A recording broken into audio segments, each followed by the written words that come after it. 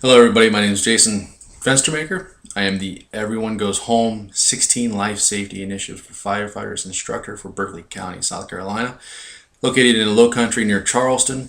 If anyone is familiar with that region, I wanted to give you a little history on the program first, and then touch base on one of the points that I feel is very important to understand and effect change in your department. Originally, this program was started in March of 2004 by the National Firefighters Foundation, or National Fallen Firefighters Foundation, excuse me, in an effort to create a series of steps and guidelines to reduce the number of firefighter fatalities every year. On average, we kill approximately 100 firefighters every year, and we do kill them. There's nothing new about any of these deaths other than September 11th. We've never had a terrorist event like that before that killed that many firefighters at one time. Other than that, firefighters have been dying the same way for the last 300 years as they died yesterday. Building collapses, vehicle accidents, getting lost inside a building, running out of air, and of course, number one non-traumatic killer of all firefighters is cardiac events, sudden cardiac events, heart attacks while on scene, at the station, or directly afterwards, going home while at home within the last 24 hours of their shift. All the initiatives are very important, and I just want to touch number one real quick. Just to give you an idea of what it's about. And basically what it is number one is to define and advocate the need for social and cultural change within the fire service.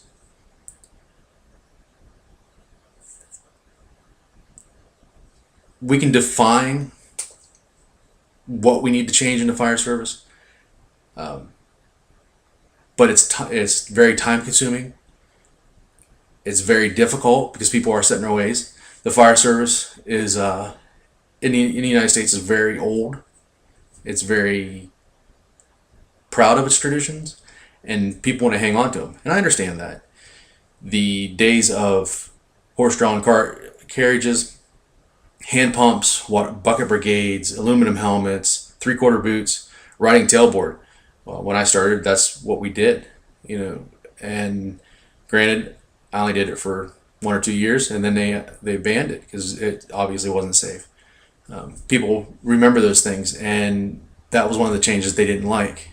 Well, this new construction that's out, these new energy efficient green, everybody wants to save the environment. Well, what has done is now the new houses are built tighter. They're built with less than full dimension lumber. They burn faster. The furnishings are no longer natural. They're 100% man-made. There's very little wood in them. It's mostly oil-based products, plastics, foams, things like that. They burn hotter. They burn faster, and they burn when they burn. There's a black smoke that is full of cancer-causing chemicals. Cancer is the number one, one of the biggest killers. Cancer, Parkinson's, heart attacks, things like that, all because of these chemicals that we inhale. The old training and the tactics that we used to use, booster lines. For those who don't know booster lines, imagine a garden hose, trying to put a structure fire out with a garden hose, a high pressure garden hose. And that's basically all it was. They don't work anymore. They really didn't work back then, but nobody knew any different.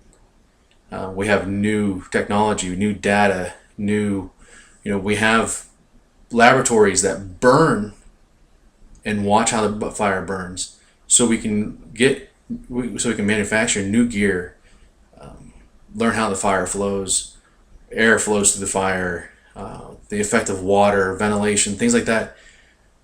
We now have that stuff, and we need to embrace that and move on with that stuff, or there's going to be more firefighters killed. Period.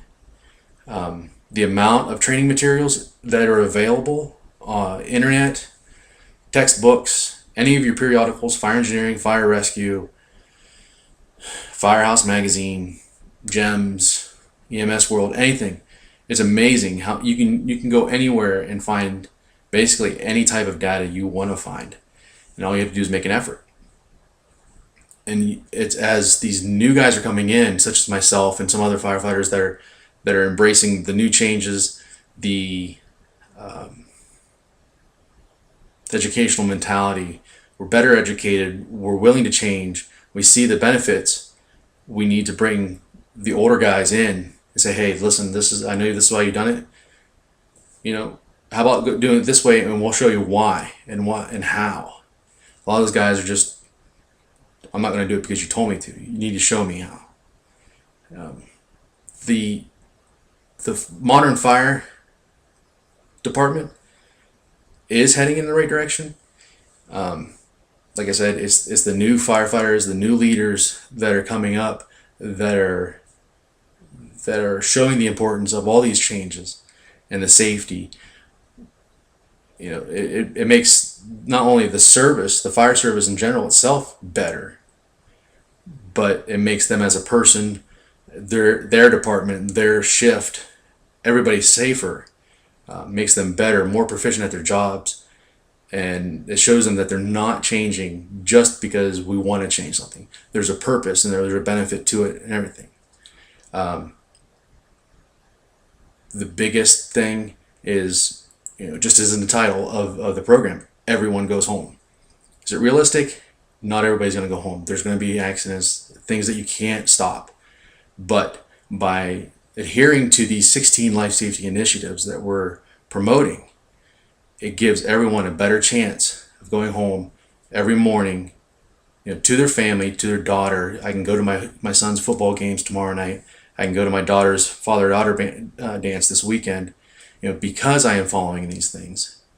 And as a captain, if I can send my guys home every morning, and without having to go to somebody's house and say, "Ma'am, I'm sorry, but this is what happened," that's all I care about.